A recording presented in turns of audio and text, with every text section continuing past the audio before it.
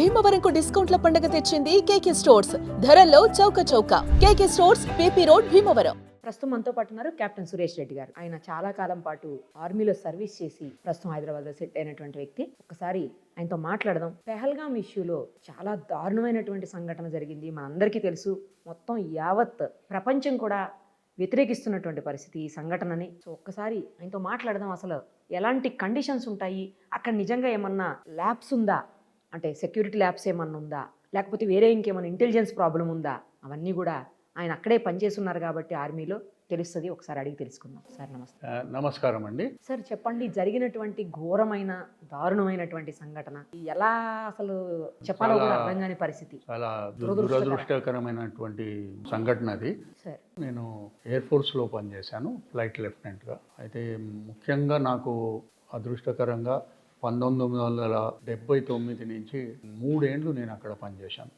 కాబట్టి నాకు జేఎన్కేతోని కొంత అనుబంధం ఉన్నది, అక్కడ పరిస్థితుల గురించి కూడా కొంత అవగాహన ఉన్నది. అయితే ఇవాళ మనం చింతించాల్సిన అవసరం ఉన్నది, దేశం ప్రజలు కూడా అప్రమత్తంగా ఉండాల్సిన అవసరం కూడా ఉన్నది. దీన్ని ఒక విధంగా చూస్తే మళ్ళీ టెర్రరిస్ట్ అటాక్స్ మొత్తం ఇండియా మీద అతి ప్లాన్డ్గా చేస్తున్నట్టుగా అనిపిస్తూ ఉన్నది. ఎంత పెద్ద సెక్యూరిటీ ఉన్నా కూడా ప్రతి ఒక్క దగ్గర ఆమ్నీ ప్రెజెన్స్ అంటారు కదా, అలా ఉండడానికి కష్టం.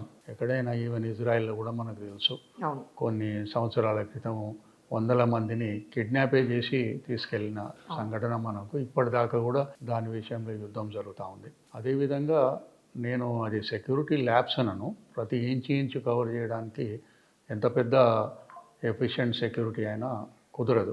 భారతదేశం జేఎండ్కే పట్ల అతి జాగ్రత్తగా వ్యవహరించినప్పటికీ కూడా ఇటువంటి సంఘటనలు జరగడము చాలా దురదృష్టకరమైనటువంటి విషయం. అయితే ఇది ముఖ్యంగా ప్లాన్ చేసి ఒక పాకిస్తానీ వాళ్ళ కాన్స్పిరసీతోని చేయబడ్డట్టుగా చాలా క్లియర్గా మనకు వ్యక్తమవుతూ ఉంది. దీంట్లో 5 మందిని టెర్రరిస్టులని చాలా రోజులు వాళ్ళు ట్రైనింగ్ పొందినాక ఇన్సర్జెన్సీ లాగా లోపలికి వచ్చి ఎన్నో రోజుల నుంచి వాళ్ళు ప్లాన్ వేసుకొని మాట వేసి ఇక్కడ చాలా దారుణంగా ఒక ఇన్నోసెంట్ టూరిస్టులని చంపడం అనేది అది చాలా ఏ ప్రపంచంలో ఎవరైనా కూడా దీన్ని యాక్సెప్ట్ చేయరు, ఇటువంటి ఘోరమైన చర్యని.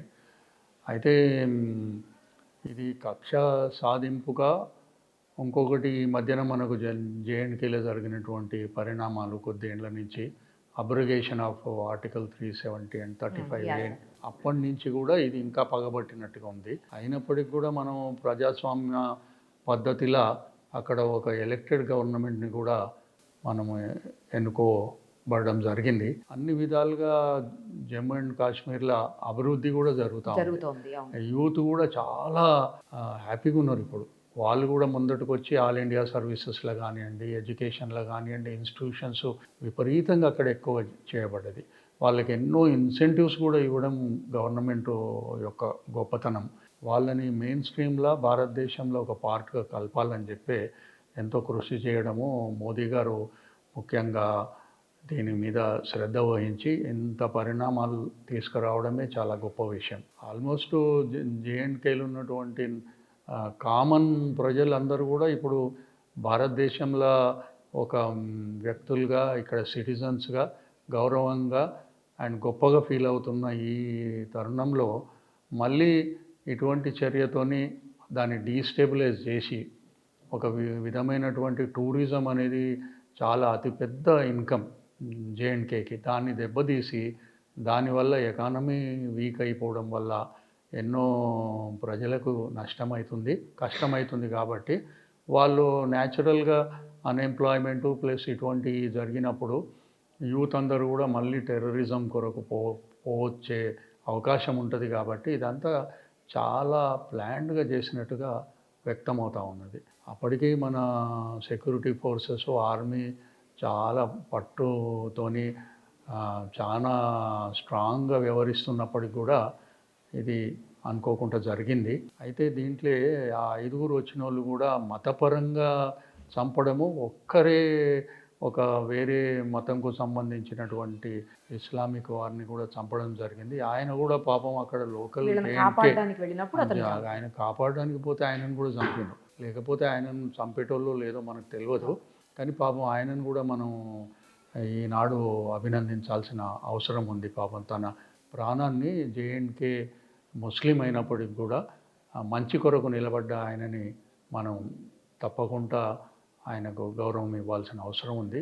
జేఎన్కేలో ఆల్మోస్ట్ అందరూ కూడా ఈ విధంగానే మనకు నార్మల్ అయిపోయిన పరిస్థితి వాళ్ళ. ఇదంతా కూడా మళ్ళీ ఒక కయాటిక్ కండిషన్ని మనం క్రియేట్ చేయడానికి చేస్తున్నటువంటి చర్యగా భావించాల్సి వస్తుంది. అయితే ఇదంతా కూడా ఈ అబర్గేషన్ అయ్యి డెవలప్మెంట్ అయినాక ఇంకా చాలా ఎక్కువైంది. కానీ కాశ్మీర్లో లోపల ఉన్నటువంటి అంటే అక్కడ ఉన్నటువంటి వ్యక్తులు కూడా కొంతవరకు సహకారం అందించారు. లేకపోతే ఇలా వీళ్ళు అక్కడికి రాలేరు, వచ్చి ఇలా అటాక్ చేయడం అనేది జరగదు, కొంతమంది అక్కడ వాళ్ళు సహకరించారు అని అంటున్నారు సార్. అవునండి. ఇప్పుడు నేను మీకు ఇందాక చెప్పినట్టుగా నేను అక్కడ 1970s పనిచేశాను. అదే ప్లేస్ లో అప్పుడు అదే ప్లేస్లో ఇదే అనంతనాగు, పహల్గాము, గుల్మర్గు, అవంతిపూరు ప్లస్ కాశ్మీరు చుట్టుపక్కల ఎంతైతే వ్యాలీ ఉందో అంతా కూడా మేము 2 వీలర్ల మీద తిరిగే వాళ్ళం అప్పట్లో. ఎక్కడ కూడా ఈవెన్ మన ఉమెన్ తోని కూడా మన భార్యలతో కూడా తిరిగినప్పటికి కూడా చాలా పీస్ఫుల్ ఉండే. ఎక్కడికైనా పోయేది మారుమూల ప్లేస్లకు మేము ఒంటరిగా పోయినప్పటికి కూడా ఎప్పుడు కూడా ఏమీ ఇష్యూస్ లేకుండే. కాకపోతే లోపల వాళ్ళకి భారతదేశం అంటే ఏదో వేరే దేశం అన్నట్టుగా ఒక భావన ఉండేది. కానీ రాడికలిజం కానీ టెర్రరిజం కానీ అస్సలే బయట పడలేక ఒక్కసారి నేను అక్కడ షేక్ అబ్దుల్లా గారు చీఫ్ మినిస్టర్గా ఉండేది ఆ రోజులలో ఒక్క చర్చిని గాలబెట్టే సంఘటన తప్ప నాకు తెలిసినంత మటుకు నేను 3-4 ఏళ్ళు ఉన్నప్పుడు ఎటువంటి అఘాయిత్యం జరగలేదు. అయితే మనము యాక్చువల్స్కి వచ్చినట్టయితే జమ్మూ అండ్ కాశ్మీర్ అనే ఏదైతే ప్రాంతం ఉన్నదో ఈ జేఎండ్కే కానివ్వండి, ఈ సింధు ప్రావిన్సు, ఇప్పుడున్నటువంటి కాశ్మీర్ కానివ్వండి, ఆఫ్ఘనిస్తాన్ కానివ్వండి, ఈ మొత్తం ప్లేస్ కూడా యాక్చువల్లీ మన ఇండస్ వ్యాలీ సివిలైజేషను మన హిందూ మొదటి దాన్ని నాంది అక్కడ. అన్ఫార్చునేట్లీ ఇవాళ మన చేతుల్లో లేకుండా వేరే వాళ్ళ డామినేషన్లో పోయింది. కానీ యాక్చువల్గా మనం మిలేనియమ్స్ నుంచి మనం హిస్టరీ కనుక ఒక రీసెర్చ్ చేసినట్టయితే ఇదంతా కూడా హిందూ మతానికి, మన గ్రంథాలకి, మన సాంప్రదాయాలకి, మొత్తం మన వాల్యూస్కి నాంది ఇది. ఇండస్ వ్యాలీ సివిలైజేషన్ ఇవాళ ఏదైతే ఇండస్ వ్యాలీ ఆ ఇండస్ రివర్ది ఏదైతే మనం ఇప్పుడు మళ్ళీ చర్య తీసుకుంటున్నామో ఈ రివరు సరస్వతి రివరు ఈ 5 ఏదైతే వేరే సబ్సిడరీ రివర్స్ ఉన్నాయో జీలం, రవి, తేజ ఇదంతా కూడా అవన్నీ కూడా ఒక గొప్ప సివిలైజేషన్కి మారుపేరు అవి. అండ్ మన వేదాస్ కానివ్వండి, మన ఎంటైర్ మన హిందూ మతానికి సంబంధించిన భారతదేశ సాంప్రదాయాలకు, కట్టుబాట్లకి, మన కల్చర్కి మొత్తం అది బేస్ అన్నమాట. సింధు నాగరికత మొత్తం మన నాగరికతకి అని అప్పుడు అందుకే కదా హిందుస్థాన్ అనేది వచ్చిందే దానివల్ల. అయితే అన్ఫార్చునేట్గా అదంతా కూడా over a period of time ముఖ్యంగా 1300 సంవత్సరం ఏదైతే ఆ 14వ సెంచరీ ఉందో అప్పుడు ఆ ముస్లిం వాళ్ళు దాన్ని జమ్మూ అండ్ కాశ్మీర్ని ఆక్రమించి రాజులు అక్కడ వాళ్ళు పాలన చేయడం స్టార్ట్ అయిపోయింది. అప్పటి నుంచి కొన్నిసార్లు సిక్ రాజులు కానివ్వండి, లేకపోతే జమ్మూ అండ్ కాశ్మీర్కు సంబంధించిన హిందూ రాజులు కానివ్వండి, ఇది అప్పటి నుంచి డోగ్రాస్ కానివ్వండి, ఇదంతా కూడా ఘర్షణ జరుగుతూనే ఉంది. చాలాసార్లు హిందూ మతస్థులు, చాలాసార్లు ఇస్లామిస్టులు దాన్ని రూల్ చేస్తూ పోయినారు.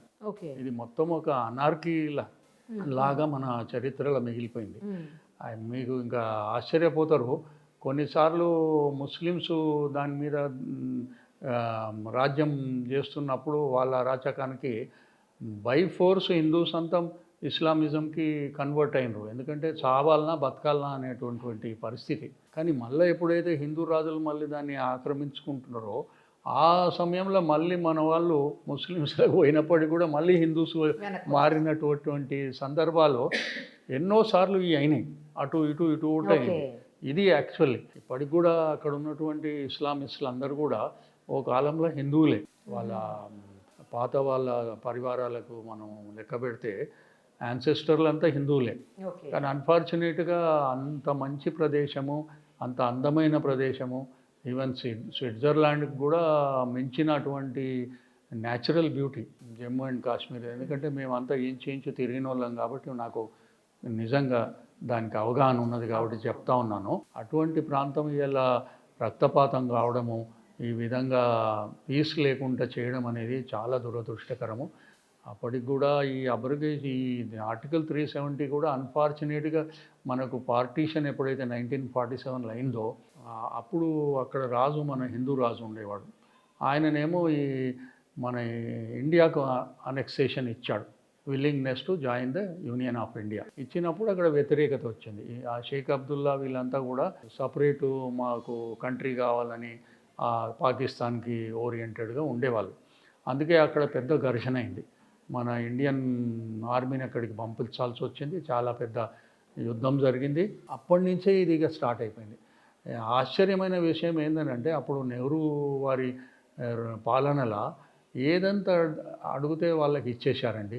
ప్రైమ్ మినిస్టర్ జేఎండ్కేకి సపరేటు, మళ్ళీ కాన్స్టిట్యూషన్ ఇండియన్ది అక్కడ వర్తించదు, మన సుప్రీంకోర్టు ఆడ వర్తించదు, వాళ్ళ హైకోర్టే సుప్రీము. అండ్ అక్కడ మనం భారతదేశంలో ఉన్నటువంటి ఎటువంటి వాళ్ళు కూడా అక్కడ ప్రాపర్టీస్ కొనడానికి వీల్లేదు, ఇక్కడ లాస్ వాళ్ళకు వర్తించవు. ఎన్ని విషయాలుగా వాళ్ళని ఒక ఏదంటే అల్లుల్లాగా వాళ్ళకి ఏది అడుగుతుంది దానం ఇవ్వడము చాలా దురదృష్టకరం. ఈవెన్ ఆర్టికల్ 370 కూడా అది ప్రెసిడెన్షియల్ ఆర్డర్. యాక్చువల్గా చూస్తే కాన్స్టిట్యూషనల్ దానికి బేస్ లేదు యాక్చువల్ మనం స్టడీ చేసినట్టయితే. అందువల్లనే ఇప్పుడు ఇది అబ్రగేషన్ ఆఫ్ ఆర్టికల్ 370 చేసినప్పుడు దాని మీద పెద్ద కోర్టులలోకి పోయినా కూడా పెద్ద ఏం ఎఫెక్ట్ లేకుండే. అందువల్లనే ఇది చేయబడింది ఇప్పుడు. అండ్ ఇదే విధంగా పీస్ ఒకలా కంటిన్యూ అయితే తప్పకుండా ఇదంతా మనకు అమల్గమేట్ అవుతుంది ఇండియన్ కంట్రీలో. కానీ దీన్ని జాగ్రత్తగా గవర్నమెంట్ మోదీ గారు కానీ షా గారు కానీ చాలా జాగ్రత్తగా చేస్తున్నారు. ఎటువంటి అరాచకాలు కానీ మనం ఇండియన్ గవర్నమెంటు ఈ అధికార ధోరణి కానీ ఏది లేకుండా కూడా చాలా కూల్గా చాలా పద్ధతిగా దీన్ని స్ట్రీమ్ లైన్ల దేశంలో ఒక పార్ట్గా తీసుకురావడానికి ప్రయత్నాలు జరుగుతున్నాయి. కొన్ని గంటల్లోనే యుద్ధం వచ్చేస్తుంది మనం కాదండి. పాకిస్తాన్ ఇప్పుడు మనకు ఇండియాలో 28 రాష్ట్రాలు ఉన్నాయండి. దాంట్లో ఎన్నో రాష్ట్రాల కంటే చిన్నది పాకిస్తాన్ అంతా కలుపుకుంటా కూడా. ఇది ఒక పెద్ద లెక్క కాదు. ఇట్లా దునిపితే అక్కడ పోయి పడతాడు వాడు అరేబియన్ సీలా. అంత పెద్ద కష్టమైన విషయం కాదు. వాళ్ళు ఎంతండి మన ముంగడ. కానీ క్వశ్చన్ ఏంటంటే ఈ అన్ఫార్చునేట్గా ఆ పాకిస్తాన్ ఏదైతే లొకేషన్ ఉన్నదో గ్లోబ్ మీద, అది Khyber pass, belt and necklace road అది ఉన్నాయి కదా చైనా వాళ్ళు వేసింది. వీటన్నిటికి కూడా ప్లస్ చైనా, రష్యా, మన సౌత్ ఈస్ట్ ఏషియాకి అది ఒక జంక్షన్ లాగా ఉన్నది. అది కాకుండా అక్కడ ఎన్నో మినరల్స్ ఉన్నాయి. ఆఫ్ఘనిస్తాన్లో కానీ ఇక్కడ కానీ చాలా ఫర్టైల్ ప్లేస్, అది చాలా అందమైన ప్లేస్ కూడా. అయితే దానివల్ల స్ట్రాటజిక్ లొకేషన్ అది. అందువల్ల మనం చాలామంది అమెరికన్స్ను దూషిస్తారు ఈ విషయంలో పాకిస్తాన్కి చాలా సపోర్ట్ చేస్తుందని. వాళ్ళేం ప్రేమతో ఏం చేస్తలేరు. ఎందుకంటే స్ట్రాటజికల్గా రష్యాని తట్టుకోవడానికి, చైనాని తట్టుకోవడానికి, ప్లస్ అది చేతులకి వెళ్ళి పోవద్దు కాబట్టి వాడు దుర్మార్గుడైనప్పటికీ కూడా వాళ్ళకు మిలిటరీ ఎక్విప్మెంట్ ఇవ్వడము, ఫైనాన్షియల్ సపోర్ట్ చేయడము కొంత మటుకు చేస్తూ ఉన్నారు. మొత్తం నెత్తి మీద ఏం పెట్టుకోలే. అమెరికన్స్ ఓన్లీ దాన్ని వాడుకుంటున్నారు అంతే. అది వాళ్ళది గ్లోబల్ బ్యాలెన్స్ ఆఫ్ పవర్లో వాళ్ళది ఒక పావు అంతే.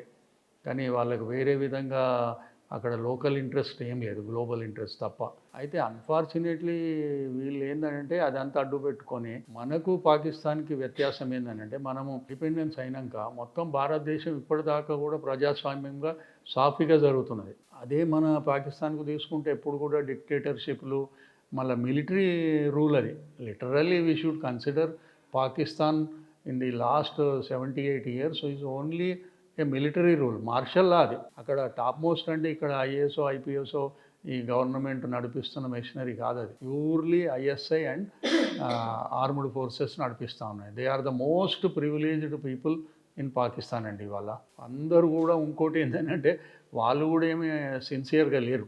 పొలిటీషియన్స్, ఐఎస్ఐ, ఆర్మీ నెక్సెస్తోని వాళ్ళని వాళ్ళు కాపాడుకోవడానికి ఇస్లామిజం అనేది పెంపొందిస్తున్నారు. వాళ్ళు టెర్రరిజంకి సపరేట్ చేస్తున్నారు. ఇప్పుడు వాళ్ళది కూడా పరిస్థితి ఏం బాగలేదు. ఒక దిక్కు ఇరాన్తోని వాళ్ళ రిలేషన్ సరిగ్గా లేదు, కొట్లాటలు జరుగుతూనే ఎప్పుడైనా కూడా థ్రెట్టే ఉంది. ఇంకో సైడు ఆఫ్ఘనిస్తాను వాళ్ళతోని కూడా, తాలిబాన్ వాళ్ళతోని కూడా వాళ్ళకు ప్రాబ్లమ్స్ ఉన్నాయి.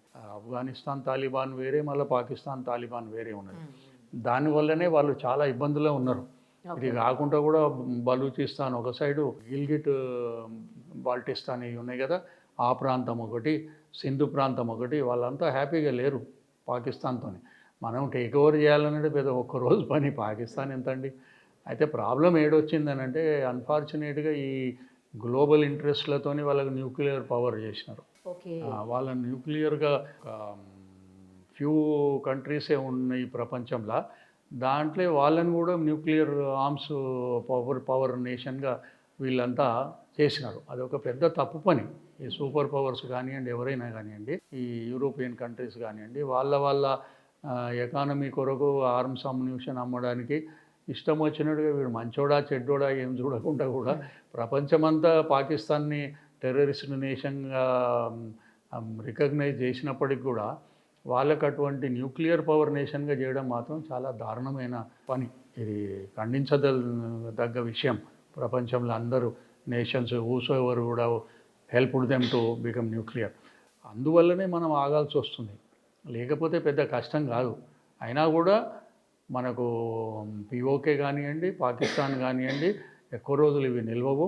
పిఓకే డెఫినెట్గా మన భారతదేశంలో ఒక పాటుగా వస్తుంది. అక్కడ ప్రజలు కూడా మనతోనే ఇంట్రెస్ట్లు ఉన్నారు. వాళ్ళకు కూడా ఇండియానే జాయిన్ అయితే మేము చాలా అభివృద్ధి చెందుతాం, పీస్ఫుల్గా ఉంటామని తెలుసు. వాళ్ళు దానికి మనకు అనుకూలంగా కూడా ఉన్నారు. అదేవిధంగా బలూచిస్తాన్ కానివ్వండి, వేరే ఈ 4-5 తునకలు అవుతుందండి. ఆఖరికి మిగిలేది ఏంటంటే పాకిస్తాన్ అంటే మన ఓల్డ్ సిటీ అంత తయారవుతుంది. అంతకంటే పెద్దగా కాదని నాకు ఖచ్చితంగా నమ్మకం ఉన్నది. మనం ఉన్నప్పుడే చూస్తాం కొద్ది రోజులలోనే. ఇప్పుడు మనకు అదృష్టం కొద్దీ మోదీ గారి బీజేపీ గవర్నమెంటు, ఎన్డీఏ గవర్నమెంట్ ఏదైతే మూడోసారి ఇప్పుడు ఉన్నదో, తప్పకుండా ఎన్నో అమెండ్మెంట్స్ తెచ్చిండ్రు, ఎన్నో రిఫార్మ్స్ తెచ్చిండ్రు. ఈ కంట్రీలో ఒక యూనిఫార్మిటీ తీసుకురావాలని ప్రయత్నం చేస్తుండ్రు. ఇటువంటి చర్యలు చేస్తున్న టెర్రరిజంని చాలా మటుకు, ఈవెన్ నక్సలిజంని కూడా అనగదొక్కిండ్రు. కాబట్టి ఇది ఒక పెద్ద విషయం ఏం కాదు. తప్పకుండా పరిష్కారం దొరుకుతుంది. వీళ్ళను ఎంతమైనా పిచ్చి కుక్కలైనా వాటిని అదుపులో తీసుకునే అంత శక్తి మన మోదీ గారికి కానీ, అమిత్ షా గారికి కానీ, ఎన్డీఏ గవర్నమెంట్కి కానీ తప్పకున్నది. మొత్తం దేశ ప్రజలంతా కూడా వారితోని నిలబడి ఉన్నారు. ఇవాళ ఎవరో కొద్ది ఈ వేరే వాళ్ళు ఏదో కొద్ది ఈ అర్బన్ నక్సల్సో లేకపోతే పవర్ అండ్ అంబిషన్ క్రేజీ, ఎప్పుడు మనం రూల్లో ఉండాలని చెప్పి ప్రయత్నం చేసే ఫ్యామిలీ డైనెస్టీస్ తప్ప వేరే ఎవరు కూడా వాళ్ళతో లేరండి. తప్పకుండా మనం దీన్ని మన ప్రాపర్గా చేయడానికి అవకాశం ఉంది తొందరలోనే. ఇది నా గట్టి నమ్మకం. ఏమి దీని గురించి కానీ నేను ఒక్కటి మాత్రం మెసేజ్ ఇవ్వదలుచుకున్న, మన దేశంలోని అందరు ప్రజలు కూడా అన్ని ప్రాంతాల్లో కూడా కొంచెం అప్రమత్తంగా ఉండాలి. ఎందుకంటే వీళ్ళు మనకు గత చరిత్రలో మనకు తెలిసిన విషయాలే. ఇక్కడ హైదరాబాద్లోనే మీకు ఇదేంది మన చాట్ బండార్ని ఎగరగొట్టడము, లుంబిని పార్కు గాడలు పెట్టడము, ఇంకా అక్కడ మన సరూర్ నగర మలక్పేట దగ్గర కూడా చేయడము, ఇటువంటివి చాలా చేస్తూ ఉన్నారు వాళ్ళు. ఎందుకంటే మనమేమో ఫ్రీ కంట్రీ ఇది, మనమేమో సోషలిజంని, మనం సెక్యులరిజంని ఒక మన వే ఆఫ్ లైఫ్లోనే ఉన్నది. అది దాన్ని వాళ్ళు అడ్వాంటేజ్గా తీసుకొని ఎట్లంటే ఇలా మనకు ఆశ్చర్యకరమైన విషయం ఏంటంటే ఇంత చేస్తున్నటువంటి పాకిస్తాన్ సిటిజన్సే ఇలా 5-6 లక్షల మంది ఉన్నారంట ఇక్కడ ఇండియాలో. వాళ్ళకు అనుగుణంగా ఉన్నోళ్ళు అందరు కలుపుకుంటే వాళ్ళు ఏదైనా చేయొచ్చు. వీళ్ళు కాకుండా ఇప్పుడు ఈ మన ఈ రోహింగ్యాస్ కానివ్వండి, ఈడికెళ్ళి బంగ్లాదేశ్ వాళ్ళు కానివ్వండి, కోట్లాది మందినండి ఈ బార్డర్లలో ఉన్న వేరే గవర్నమెంట్లు, కమ్యూనిస్టుల గవర్నమెంట్లు కానివ్వండి, రీజనల్ పార్టీస్ల గవర్నమెంట్లు కానివ్వండి, అన్ఫార్చునేట్గా అసలు బార్డర్లో ఉన్న వాళ్ళని ఎలక్ట్ చేయకూడదు. ఎందుకంటే వాళ్ళకి ఎక్కడ కూడా నేషనలిజం కానీ ప్యాట్రియాటిజం కానీ లేదు. ఎక్సెప్ట్ మేము పవర్లు ఉండాలి, మేము రూల్ చేయాలి, ఏదో చేయాలి అని చెప్తే వాళ్ళకు ఒక broader perspective of A nation లేదు. కాబట్టి వాళ్ళు ఓట్ బ్యాంకు పెంచుకోవాలని చెప్పి ఒక వాళ్ళకు అనుగుణంగా ఉండడము, వాళ్ళందరినీ రానియడము, వాళ్ళని సిటిజన్స్ని చేయడము, ఓటర్స్ని చేయడము, రేషన్ కార్డులు ఇవ్వడము, ఒక విధంగా మనకు ఆర్థికంగా కూడా చాలా భారం పడుతూ ఉంది. ఇక లోకల్ వాళ్ళకి మన దేశీయులకి దానివల్ల నష్టమే జరుగుతూ ఉంది. ఎందుకంటే ఎంప్లాయ్మెంట్ కానివ్వండి, హౌసింగ్ కానివ్వండి, ఏ వసతులైనా సరే దరిదాపు ఇప్పుడు ఒక 10 కోట్ల మంది వాళ్ళు ఉండొచ్చు మన దేశంలో మినిమం. అంతమందికి మనం పంచుకుంటున్నాం మనకు ఉన్నటువంటి భాగ్యాన్ని. అది మనోళ్ళకు డిప్రైవ్ చేస్తున్నాం మనం. అదే కాకుండా వాళ్ళు తిని బతుకుడేదా కాకుండా వాళ్ళు మళ్ళీ ఇటువంటి టెర్రరిజానికి అనుకూలంగా ఉండడం, వాళ్ళని ఇళ్ళల్లో పెట్టుకోవడము, వాళ్ళని దాచిపెట్టడము, ఇటువంటివన్నీ చేస్తూ ఉన్నారు. కాబట్టి మనము ఏమంటారు, చున్కే నికాలనా అన్నట్టు అంటారు. అంటే ఏరి వాళ్ళని తీసేసి బయటపడాల్సిన అవసరం ఉన్నది. ఇప్పుడు చేస్తలేరా అండి? అంత పెద్ద యునైటెడ్ స్టేట్సే తీసి బయటికి పంపిస్తున్నారు, సంఖ్యలు వేసి పంపిస్తున్నారు. ఇటువంటి ఇల్లీగల్ ఇమిగ్రెంట్స్ని ఎవరైనా దేశానికి కొంచెం సస్పీషియస్గా మిగులుతున్నారో వాళ్ళని తీసి పంపిస్తున్నారు. Why should we do that? Is nothing wrong in our own interest. మన దేశానికి మనం చేయకపోతే బయటోడు వచ్చి చేస్తాడండి. అది నేను తప్పకుండా ఇది గవర్నమెంట్ పరిగణనలోకి తీసుకొని ముందు చేస్తూ ఉన్నది. ఆ డైరెక్షన్లోనే ఇటువంటి తెస్తూ ఉన్నారు. యూనిఫామ్ సివిల్ కోడ్ కానివ్వండి, పాపులేషన్ కంట్రోల్ కానివ్వండి, ఇంకెన్నెన్నో వస్తాయి. తప్పకుండా ఇవి దేశం మంచిగా అవుతుంది. కానీ ఇదే గవర్నమెంట్లని మనం కొనసాగించాలి. ఈవెన్ రాష్ట్రంలలో ఏందండి, మీరు కర్ణాటకలో చూడండి, ఏదో రాజ్యంలో ఉన్నందుకు ఇష్టం వచ్చినట్టు మాట్లాడుతున్నారు. అవమానకరం ఇది. ఎవరైతే చనిపోయినారో వాళ్ళ కళ్ళ ముంగండే భర్తలను చంపేస్తే వాళ్ళు ఇచ్చినటువంటి స్టేట్మెంట్లను కూడా ఇవన్నీ కూడా కరెక్ట్ కాదని, అదని, ఇదని ఏదేదో మాట్లాడుతున్నారు కావలసుకొని అనమాట. అటువంటి తప్పది. దేశం అన్నప్పుడు అందరం కూడా ఒకటే త్రాటి మీద నిలబడాలి. వీళ్ళకి అది కూడా లేదు. వీళ్ళు పోయి సౌరోస్తోని సంబంధాలు పెట్టుకుంటారు. పాకిస్తాన్, చైనా వాళ్ళతో కూడా మాట్లాడుకొని గూడు పుటాన్లు చేసేటటువంటి వీళ్ళు ఉన్నంత మటుకు కొంచెం కష్టమే. ఇది ప్రజలు గమనించాల్సిన అవసరం ఉన్నది. వీళ్ళందరినీ కూడా త్రో చేస్తేనే ఇక దేశం ఒక శాంతిగా సుఖంగా బతకడానికి అవకాశం ఉండదు. ఇది నా సందేశము. అందరూ కూడా కొంచెం మనం అప్రమత్తంగా ఉండాలి. చాలామంది బ్యాడ్ ఎలిమెంట్స్ తిరుగుతున్నారు. ఎన్ని సంఘటనలు కావచ్చు, ఎక్కడైనా సరే మనం కొంచెం జాగ్రత్తగా, వేరే ఎవరైనా సస్పీషియస్ ఉంటే మనం కూడా ఇమ్మీడియట్గా పోలీసు కానీ చెప్పడం అవసరమని నేను భావిస్తున్నాను. నాకు ఈనాడు మీరు అవకాశం ఇచ్చినందుకు చాలా కృతజ్ఞతలండి. Thank you sir. నమస్కారం అండి. సుమన్ టీవీలో మీ పర్సనల్ అండ్ బిజినెస్ ప్రమోషన్స్ కోసం కింది నెంబర్కి కాంటాక్ట్ చేయండి.